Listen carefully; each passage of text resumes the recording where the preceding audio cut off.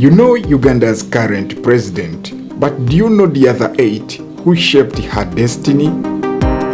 This is the untold story of Uganda's 9 presidents, their triumphs, their betrayals, and the legacy that shapes our tomorrow.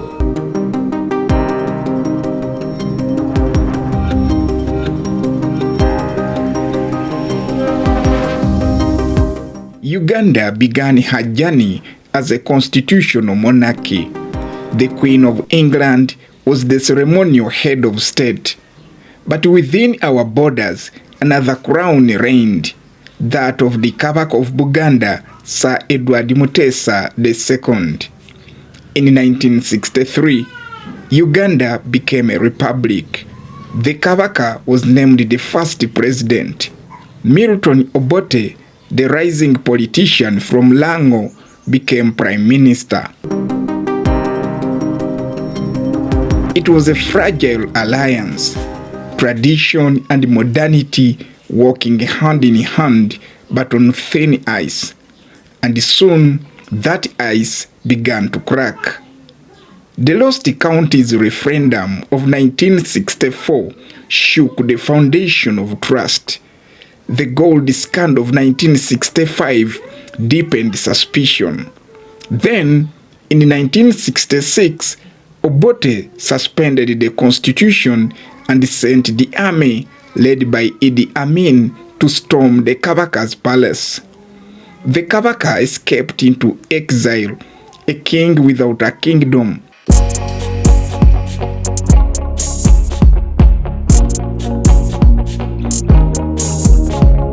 Obote declared himself president.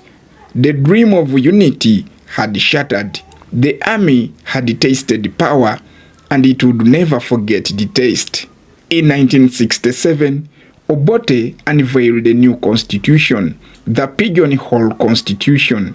It abolished kingdoms and centralized all authority in the presidency. Uganda became a republic, but democracy began to fade. Corruption and tribal divisions spread. The army grew restless under Obote's socialist common man's charter. And in 1971, while Obote attended the Commonwealth Summit in Singapore, his most trusted general made his move.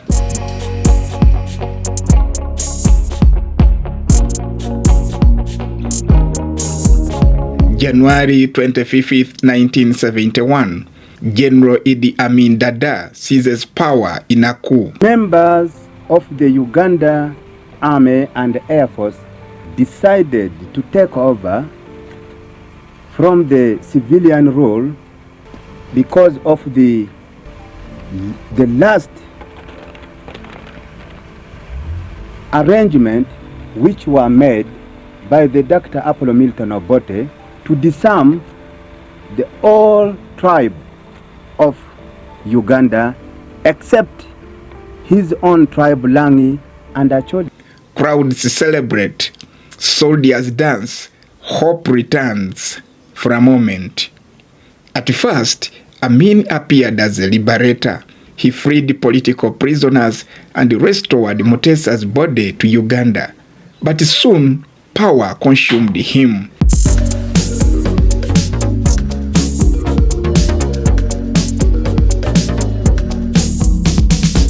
In 1972, Amin expelled over 50,000 Asians, a move hailed as economic liberation. So I took this decision for the economy of Uganda, and I must make sure that every Ugandans get a fruit of independence. But it crippled Uganda's economy. Behind his global fame as a Pan-African strongman, fear ruled the land. Political opponents vanished, thousands were killed. In 1971, Amin's invasion of Tanzania led to his downfall. By April 1979, Tanzanian troops and Ugandan exiles marched into Kampala. The dictator fled into exile, ending 8 years of terror. Amin's fall left a power vacuum, and Uganda entered another storm.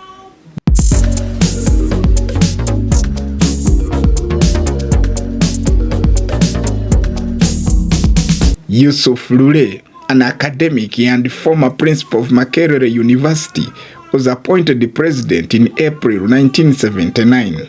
His leadership brought hope, but it lasted only 68 days before internal politics forced him out.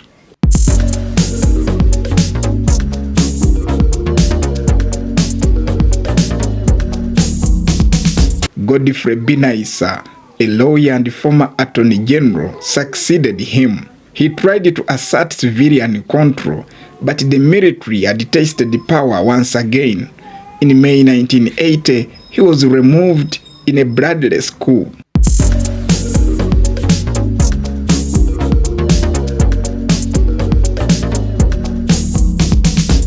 For a short time, Paulo Muanga chaired the military commission preparing the country for elections.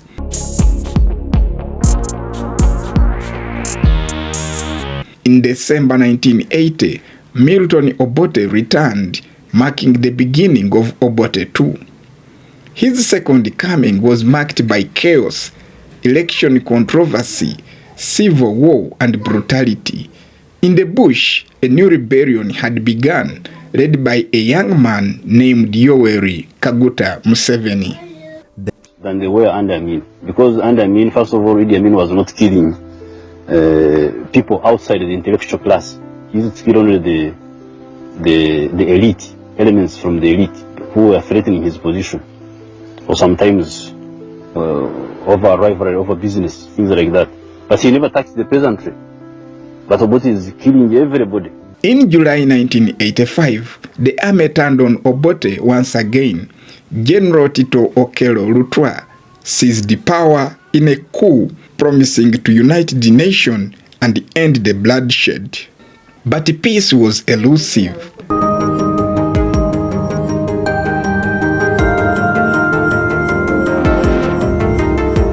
From that humble beginning, 5 years ago, we were able to build this force which defeated 16 offensives by the Obote army.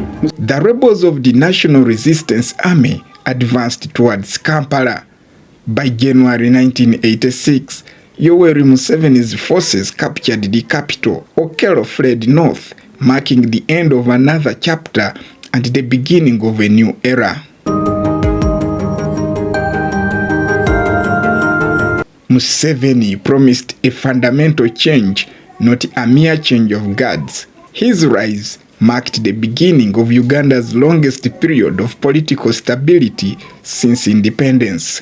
From monarchy to military rule, from coups to constitutions, Uganda's first decades were a storm of ambition, betrayal, and survival. But out of that storm rose a people, unbroken, unyielding, unafraid to rebuild.